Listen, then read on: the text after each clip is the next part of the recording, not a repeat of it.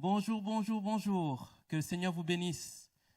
On est ensemble encore ce dimanche pour un culte particulier, un culte en live, et on va vraiment vous remercier d'être aussi nombreux tous les dimanches. Et dimanche après dimanche, on va s'améliorer dans la qualité, dans la manière aussi de gérer ces moments. Et on veut vraiment vous remercier pour votre fidélité. Je crois que ce matin encore, Dieu va nous bénir au travers de la louange, au travers de ce temps aussi que nous allons vivre ensemble, au travers de la parole de Dieu. Et j'aimerais vraiment qu'on puisse se laisser conduire par le Seigneur. Alors, ce qui serait bien, c'est qu'on puisse prier ensemble avant de commencer et laisser toute la place au Seigneur. Et je laisserai ensuite la place à Daniel et Virginie qui vont nous conduire dans un temps de louange. Prions ensemble. Seigneur, je te remercie parce que tu es le Dieu fidèle et bon, Seigneur, et que rien n'est impossible à toi, Seigneur. Et tu permets ce matin encore que nous soyons connectés, que nous soyons présents, Seigneur, ensemble. Même si l'éloignement physique est là, Seigneur, nous sommes tous ensemble d'un même cœur, d'une même pensée, Seigneur, pour te louer, pour t'apporter notre culte de célébration, notre culte d'adoration ce matin. Et je crois encore que ce matin, tu vas bénir. Je crois que ce matin encore, tu vas, Seigneur, faire une œuvre particulière. Tu vas restaurer, Seigneur Jésus, tu vas changer les vies. Parce que ta parole est vivante, efficace et qu'elle dure encore, Seigneur Jésus. À toi seul, la gloire et l'honneur, Jésus. Amen. Alors, on va laisser la place à Daniel et Virginie pour la louange. Ce chant qui nous parle d'une chaîne d'amour. Nous voulons être unis dans la famille de Dieu et chacun de ces maillons, dans l'épreuve, nous pourrons tenir bon tous ensemble.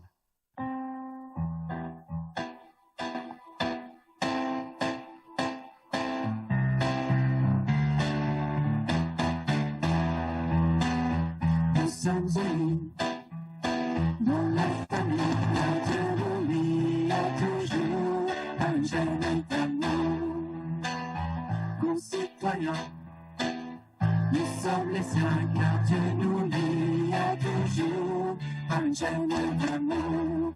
Et chacun des maillons dans l'épreuve tiendra bon, lié à toujours par une chaîne d'amour. Et chacun des maillons dans l'épreuve tiendra bon, lié à toujours par une chaîne d'amour. Nous sommes unis dans la famille, car Dieu nous lie à toujours par une chaîne d'amour. Concitoyens, nous sommes les siens, car Dieu nous lie à toujours par une chaîne d'amour. Et chacun des maillons dans l'épreuve tiendra bon, lié à toujours par une chaîne d'amour. Et chacun des maillons dans l'épreuve tiendra bon, lié à toujours par une chaîne d'amour. Et chacun des maillons dans l'épreuve tiendra bon, lié à toujours par une chaîne d'amour. Et chacun des maillons dans l'épreuve tiendra bon, lié à toujours par une chaîne d'amour. J'aimerais, avant de continuer, vous lire ce texte de Romains 8. Il n'y a maintenant aucune condamnation pour ceux qui sont en Jésus-Christ. En effet, la loi de l'esprit de vie en Jésus-Christ m'a affranchi de la loi du péché et de la mort. Bien-aimés, nous ne sommes pas n'importe qui. Nous avons été rachetés par le sang précieux de Jésus-Christ. Et à cause de cela, nous ne sommes plus liés à tout ce qui pourrait nous faire rentrer dans une peur de la mort, une peur du péché, parce que Christ nous a affranchis.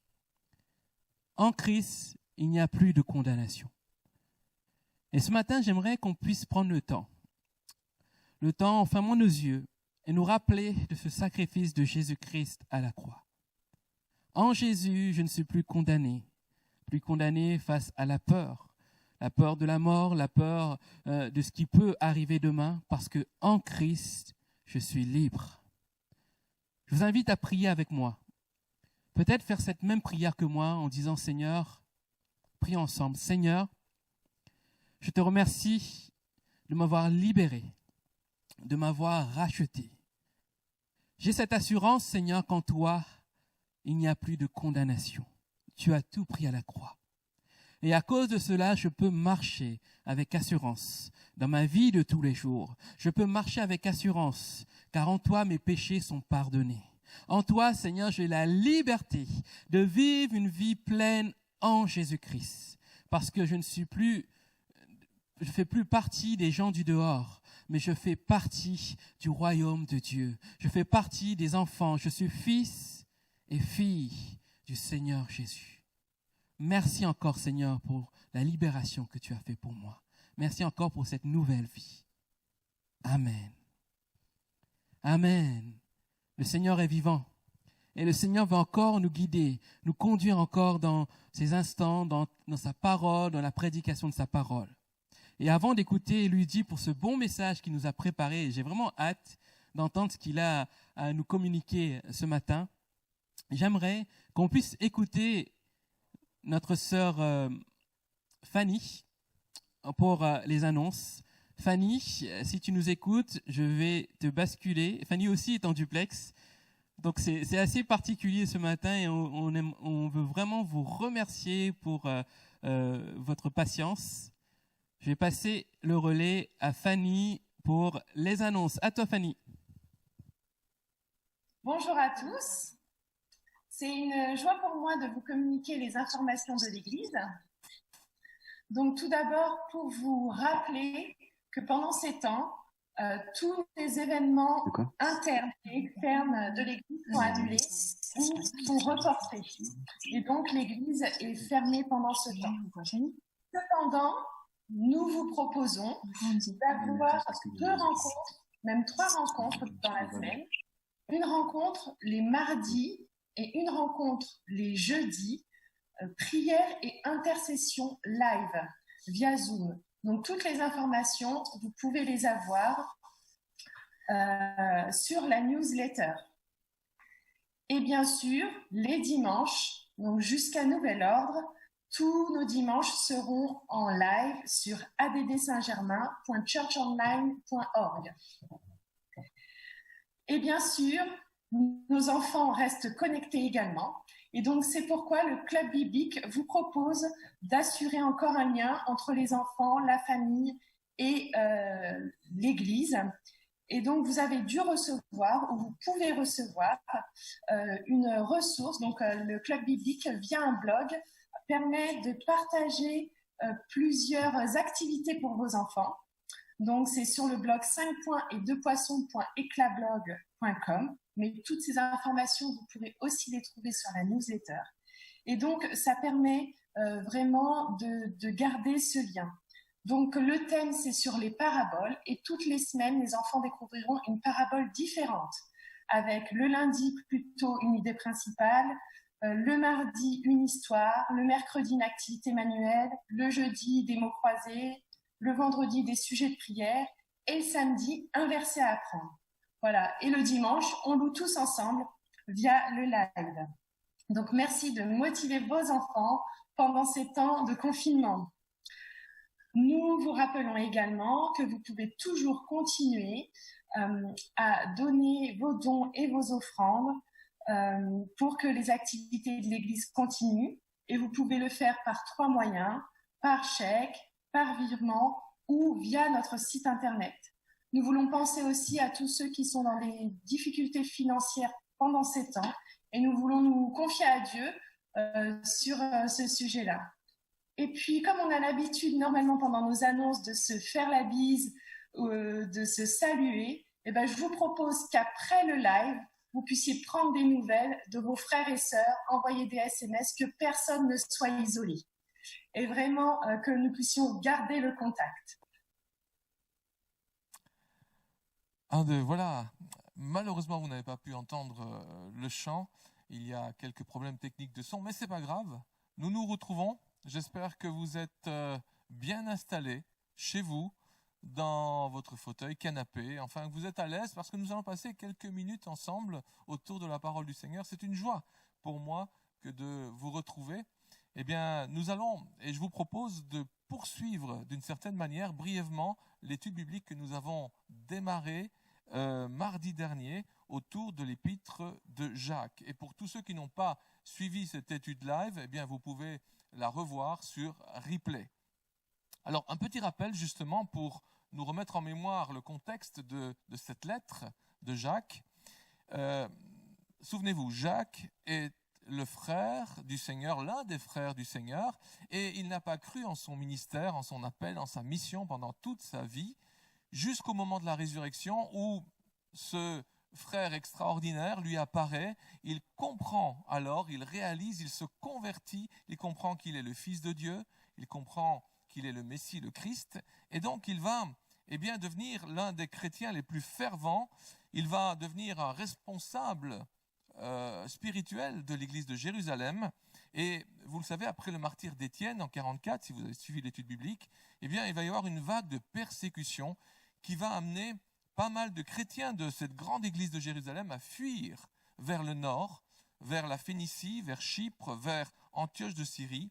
Et ces disciples vont se retrouver donc sans leur famille spirituelle, en proie à la persécution, et certainement dans une situation financière et économique difficile.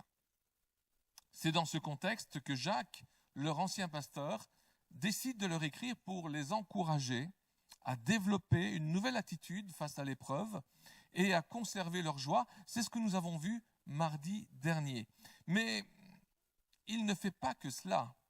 Parce que dans sa lettre, Jacques ne va pas uniquement les encourager, il va aussi les mettre en garde contre un risque important, un risque qu'ils courent, celui de vivre une foi superficielle qui ne s'exprimerait qu'à travers des paroles sans action concrète. Et c'est en fait le thème principal de sa lettre, la foi authentique, la foi en action. Et donc je vous invite à lire ensemble au chapitre 2, les versets 14 à 26, et c'est la première diapositive que vous allez voir apparaître. Jacques chapitre 2, versets 14 à 26.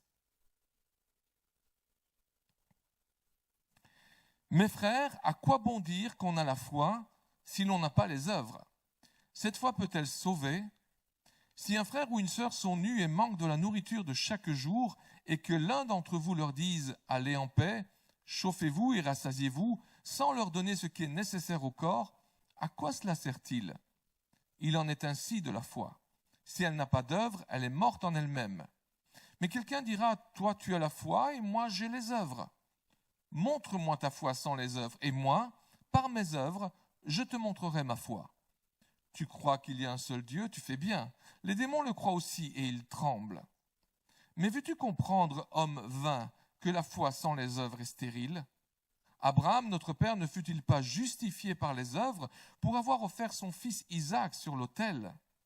Tu vois que la foi agissait avec ses œuvres et que par les œuvres sa foi fut rendue parfaite. Ainsi s'accomplit ce que dit l'Écriture. Abraham crut à Dieu et cela lui fut compté comme justice et il fut appelé ami de Dieu. Vous le voyez, c'est par les œuvres que l'homme est justifié et non par la foi seulement. Rahab la prostituée ne fut-elle pas également justifiée par les œuvres pour avoir reçu les messagers et les avoir fait partir par un autre chemin? Comme le corps sans esprit est mort, de même la foi sans les œuvres est morte. Amen. Jacques commence donc par une question au verset 14. Mes frères, à quoi bon dire qu'on a la foi si l'on n'a pas les œuvres? Cette foi peut-elle sauver? Dans la langue originale, le grec, la manière dont Jacques pose sa question implique obligatoirement une réponse négative. La réponse évidente à cette question, c'est non. Une foi sans œuvre ne peut pas sauver. On pourrait même dire une foi sans œuvre n'est pas la foi du tout. C'est d'ailleurs ce que Jacques va tenter de démontrer dans la suite de son passage. Mais arrêtons-nous un peu plus longtemps sur cette question importante que Jacques pose. Cette foi peut-elle sauver? En posant cette question de cette manière, Jacques laisse entendre qu'il existe plusieurs types de foi. De celles qui sauvent et de celles qui ne sauvent pas. Il est vrai qu'il y a plusieurs types de foi. Il y a la foi dans le sens de croyance. C'est l'attachement intellectuel à des faits précis. Par exemple, et nous allons projeter l'image, je crois que dans un triangle rectangle, le carré de l'hypoténuse équivaut à la somme des carrés des cathètes. Bon, je sais, c'est un peu compliqué de faire la trigonométrie le dimanche matin, mais vous avez peut-être revu cela avec vos enfants, il n'y a pas si longtemps. Franchement, j'ai appris cela, j'avais 13-14 ans, mais ça n'a pas changé ma vie. Mais pas du tout. Ce théorème n'a provoqué aucune différence dans mon existence. Je crois cela, je l'ai accepté, mais cette croyance n'a eu aucun effet mesurable sur ma vie de tous les jours. Ce genre de croyance sans effet peut même s'appliquer à l'existence de Dieu, nous dit Jacques. Et c'est ce que nous lisons au verset 19. Tu crois qu'il y a un seul Dieu, tu fais bien. Les démons le croient aussi et ils tremblent. Une croyance sans effet. Mais il y a aussi la foi dans le sens de confiance. C'est une foi qui s'accompagne toujours d'une action, qui s'accompagne toujours d'un comportement approprié. Nous utilisons ce type de foi tous les jours. Alors on va rester dans les mathématiques et je vous propose un petit calcul rapide, 7,5 plus 3 plus 9,5, et je suis sûr que vos enfants ont été plus rapides que vous pour donner la bonne réponse, c'est 20. Bien sûr. Ce n'est pas un simple attachement intellectuel aux mathématiques, car lorsque j'arrive à la caisse, et vous de même, d'un grand magasin, d'un supermarché, et que le total de vos courses font 20 €, eh bien, vous refusez de payer 21 €. Votre confiance dans les mathématiques vous fait prendre position face à la caissière du magasin et vous fait lui dire « mais il y a une erreur. Ce n'est pas possible, nous n'arrivons pas au même résultat. » Alors, foi-croyance ou foi-confiance, demande Jacques. Il demande à ses lecteurs de déterminer quel type de foi est nécessaire au salut. Rappelez-vous, les destinataires de cette lettre étaient des Juifs convertis au christianisme. Et l'on sait que la plupart des Juifs s'appuyaient sur deux choses pour obtenir leur salut. 1, l'obéissance à la loi morale de Dieu, symbolisée par les 10 commandements. Et 2, l'obéissance à la loi rituelle de Dieu, c'est-à-dire toutes les lois sur les sacrifices, etc. Mais voilà que depuis la Pentecôte et l'annonce de la bonne nouvelle de Jésus-Christ, qui offre le pardon des péchés et le salut par le moyen d'un sacrifice unique, le sien, ces Juifs convertis se posaient des questions. Certains se disaient, mais faut-il que je conserve tous les rites de mon ancienne religion et que j'ajoute simplement la foi en Jésus-Christ? Et d'autres se disaient, suffit-il simplement que je croie en Jésus-Christ et que je jette aux oubliettes toutes les exigences des lois rituelles et morales de la Torah, de l'Ancien Testament? Pour bien se faire comprendre de ses lecteurs, l'apôtre Jacques va illustrer sa réponse et nous allons lire ensemble les versets 15 et 16. Si un frère ou une sœur sont nus et manquent de la nourriture de chaque jour et que l'un d'entre vous leur dise « Allez en paix », chauffez-vous et rassasiez-vous, sans leur donner ce qui est nécessaire au corps, à quoi cela sert-il? Voilà un exemple classique de fausse compassion. Un chrétien fait semblant de se préoccuper d'une personne à l'aide de quelques bonnes paroles spirituelles, mais en réalité, il ne fait rien de concret pour aider cette personne. Eh bien, une foi sans œuvre, dit Jacques, ressemble à une compassion sans geste, sans acte. On ne peut pas souhaiter avec des mots que quelqu'un ait de quoi vivre sans l'aider de manière concrète. Par cet exemple, Jacques souligne l'incohérence de la compassion sans geste concret. Mais il va utiliser cette attitude pour illustrer une autre incohérence, celle de la foi sans œuvre. C'est le verset 17 que nous allons lire ensemble. Il en est ainsi de la foi, si elle n'a pas d'œuvre, elle est morte en elle-même. En effet, une foi qui ne débouche pas sur des œuvres concrètes est morte. Elle ne possède aucune utilité. La foi doit donc obligatoirement se manifester par des actes, car ce sont les actions concrètes qui manifestent la foi. Mais alors qu'il termine son illustration, Jacques pense à une contestation possible de ce qu'il est en train d'écrire. Parce qu'il n'est pas au téléphone, il n'est pas en train de dialoguer avec ses correspondants. Il doit donc s'imaginer la réaction de ces chrétiens qu'il connaît bien. Et il sait que ce qu'il est en train d'écrire risque de ne pas convenir à tout le monde. L'apôtre va donc rédiger un dialogue fictif qui dit ceci en substance. Verset 18.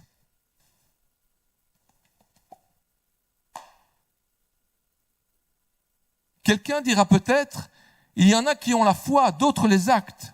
Alors je lui répondrai, montre-moi comment ta foi peut exister sans actes. Quant à moi, je te prouverai ma foi par mes actes. Pour beaucoup de Juifs qui n'arrivaient pas à suivre les commandements de la loi, ainsi que les centaines de commandements de la tradition qui avaient été ajoutés à la loi, l'Évangile offrait un véritable moyen de se libérer de ce carcan. Alors oui, peut-être que certains se contentaient de croire en Jésus-Christ d'une manière assez distante. Peut-être pensaient-ils qu'il leur suffisait d'adhérer intellectuellement pour être sauvés, ou de croire sans s'impliquer dans une vie d'obéissance à la suite de Jésus-Christ. Mais Jacques va réfuter cette idée avec force. Il va montrer que la véritable foi doit toujours s'accompagner d'actes concrets dignes de cette foi. Et c'est ce qu'il va faire au verset 20. Lisons ensemble. « Mais veux-tu comprendre, homme vain, que la foi sans les œuvres est stérile ? Car celui qui ne vit pas en fonction de ce qu'il croit est un homme vain. C'est un chrétien dont la vie est vide. Sa foi est stérile, puisqu'elle ne produit rien. Et puisqu'elle ne produit rien, elle est comme morte. » Jacques prend alors des exemples tirés de l'histoire d'Israël et en particulier celui d'Abraham. Nous allons le relire ensemble du verset 21 à 24. Abraham, notre père, ne fut-il pas justifié par les œuvres pour avoir offert son fils Isaac sur l'autel ? Tu vois que la foi agissait avec ses œuvres et que par les œuvres sa foi fut rendue parfaite. Ainsi s'accomplit ce que dit l'Écriture. Abraham crut à Dieu et cela lui fut compté comme justice. Et il fut appelé ami de Dieu. Vous le voyez, c'est par les œuvres que l'homme est justifié et non par la foi seulement. L'exemple d'Abraham est capital parce qu'il est plusieurs fois cité dans le Nouveau Testament pour démontrer que l'on pouvait être déclaré juste devant Dieu par la foi. D'ailleurs, Paul a utilisé à plusieurs reprises l'exemple d'Abraham pour justifier la doctrine du salut par la foi seulement. Rappelez-vous, l'histoire d'Abraham est jalonnée des promesses de Dieu.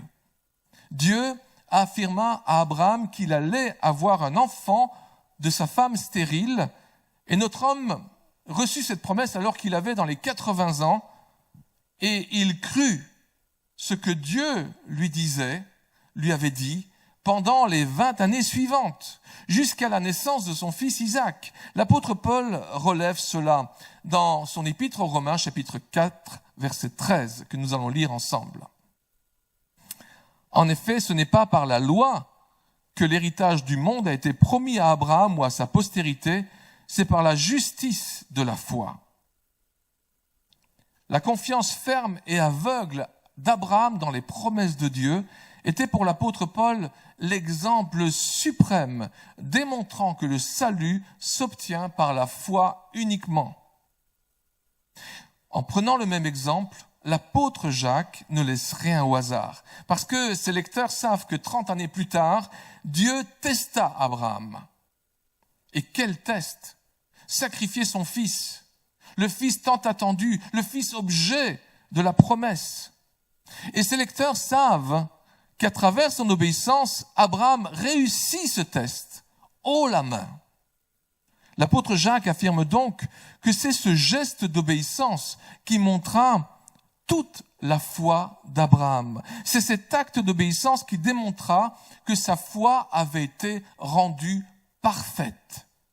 C'est-à-dire qu'elle avait atteint son but, qu'elle avait accompli son objectif. Et c'est cela qui fit dire à Jacques cette fameuse phrase au verset 24. Nous allons la relire ensemble. Vous le voyez, c'est par les œuvres que l'homme est justifié et non par la foi seulement. Malheureusement, beaucoup ont interprété ce verset hors de son contexte. Et il leur a semblé que Jacques contredisait le reste de la Bible, que Jacques contredisait l'apôtre Paul en particulier, qui enseigne la justification par la foi seulement. C'est peut-être pour cela qu'un réformateur comme Luther a déprécié cette épître et l'a considérée comme une épître de paille. Mais en réalité, Jacques ne contredit pas du tout l'apôtre Paul. Il veut simplement insister sur le fait que c'est ce geste d'obéissance d'Abraham, prêt à sacrifier son fils, qui démontra la perfection de sa foi. Jacques va donc répéter ce principe qu'il vient d'illustrer et qu'il veut enseigner à ces chrétiens dispersés, isolés dans l'Empire.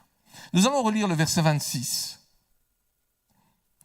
Comme le corps sans esprit est mort, de même la foi sans les œuvres est morte. Vous le savez, certaines choses vont par pair. Le corps a besoin de l'esprit, sans quoi il cesse de fonctionner. De la même manière, la respiration, qui est indispensable à notre vie, se décompose en deux mouvements. L'inspiration, l'expiration. La foi, c'est comme l'inspiration. C'est ce qui permet à l'évangile de pénétrer en nous. Les œuvres, c'est comme l'expiration. C'est ce qui permet à l'évangile de s'appliquer en dehors de nous. L'inspiration, l'expiration, la foi et les œuvres.